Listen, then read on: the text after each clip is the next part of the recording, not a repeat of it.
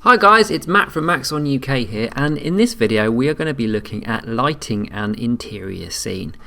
Now, lighting can give an incredible effect to your scenes, and as you can see from the image in front of you, if you get some good lighting, some good render settings and some good textures in there, you can get some extremely realistic looking views.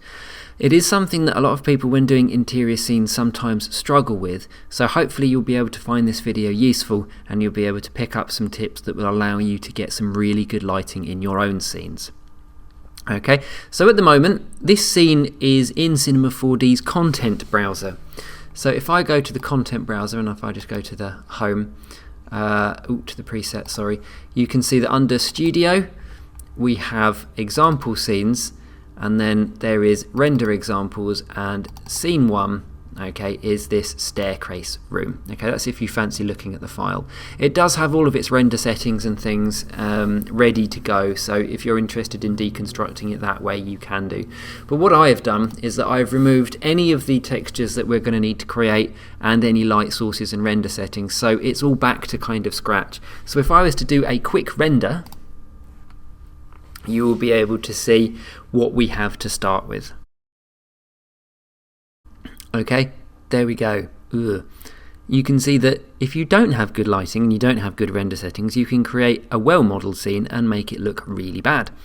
So what we need to do, one of the best ways of lighting something like this, considering that we've got an exterior light source here, because these are supposed to be windows, okay, we can add in a physical sky. So we do that in, and then we will get some form of lighting. So now if I do a quick render, you will see what we end up with. Okay, so it's a little bit better. We can sort of click between the two. It's just made it relatively blue. One of the reasons for that is, whilst I said these are windows, at the moment they have no form of window texture on them yet. So what we're going to need to do is we're going to need to create a texture that will allow A, the light through, but B, allow some good render settings that we will use later on to work properly. And to do that, we just create ourselves a new material and load it up. We turn off the colour. We turn on the transparency so that we can see through it, and then we turn on the luminance because we want it to create light as well. Now, most people will know that if you follow any of my videos that I will always add Global Illumination when lighting a scene because it gives the most realistic looking effects for lighting.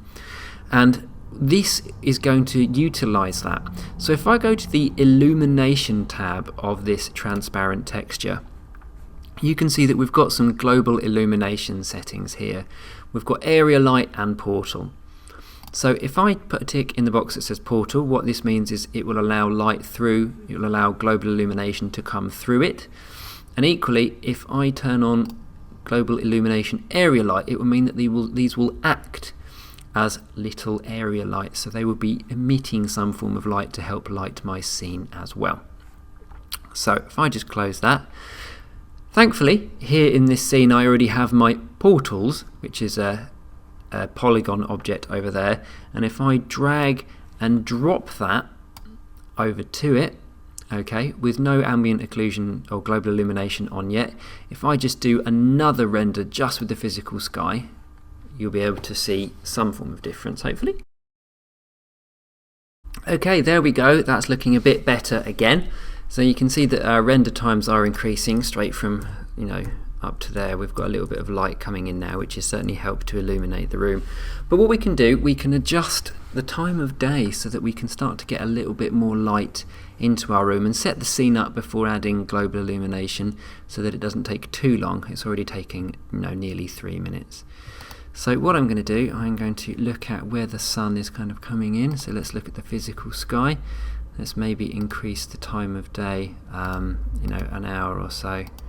Although that way it does seem to be setting. So maybe actually if we go back the other way, and hopefully some more daylight will be coming in. You can see that that is acting where the sunlight is going to be coming in from.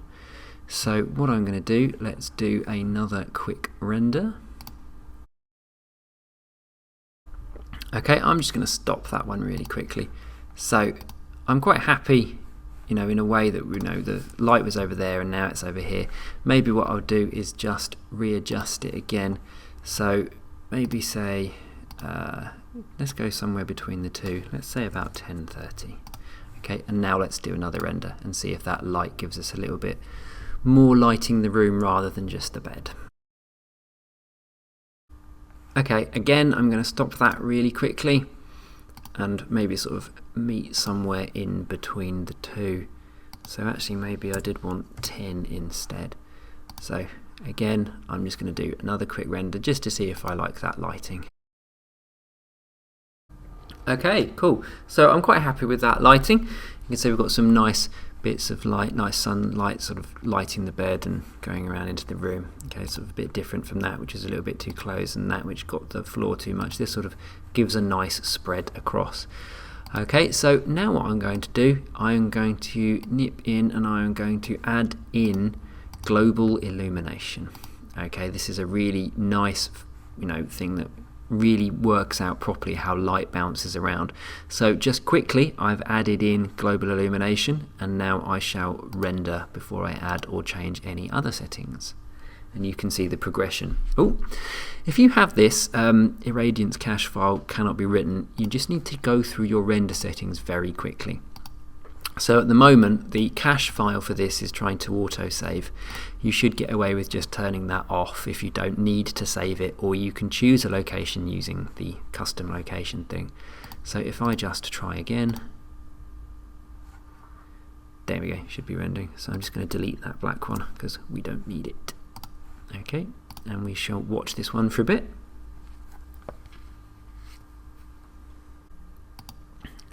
Okay, there we go. Now look at the difference between that one, okay, and that. Now please also note the render times. Whilst this one may, look okay, it does have 1 hour and 5 minute render time in comparison to this one. Obviously this is nowhere near what we want, but there are a few more settings that we are going to need to change. Okay, so I'm just going to minimize that, and looking back at Cinema 4D, I'm going to go to its render settings. Okay, so there are 2 things I'm going to do with this one, maybe even 3 actually straight off. So the first thing is to change my renderer from standard to physical.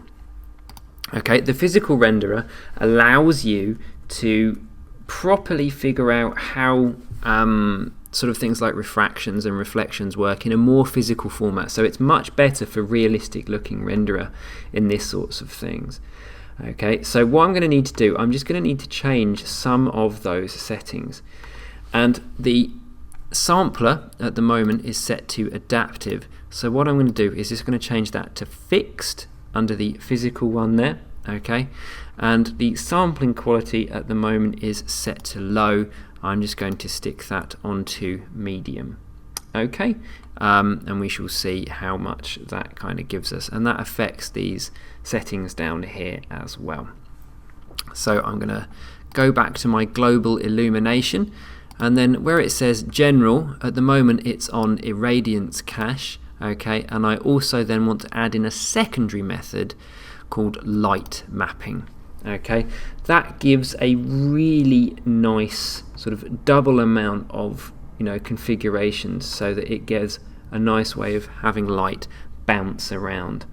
Okay, and then I'm also going to add in I'm going to add in a color mapping channel as well, and I'm going to get rid of the HSV model and affect the background. This should stop any nasty overexposures from the rendering when it starts to highlight things that are too bright. So I'm just going to close that, and then I'm going to hit render again, and I shall fade out, and I shall be with you again when it is rendered, where I shall fade back in. Okay, there we go. So after a few settings, hopefully that you can now see that we have reached a really good detail and a nice lighting effort inside our building here, and it's come a long way. So if I just start right from the beginning, there we were, everything looking incredibly grainy, to simply adding some stuff, making sure our windows worked, checking our lighting positions until we were happy, and then just a simple global illumination which didn't look too bad, and then a few more global illumination settings, and the physical renderer really has made a difference. I mean, just even the difference between these two, it's made an incredible difference and feels a lot more realistic sitting in front of us. Okay, so I hope that tutorial was useful for you and you will be able to apply that to your own work in making some of your realistic renders really stand out, and I shall catch you in the next tutorial.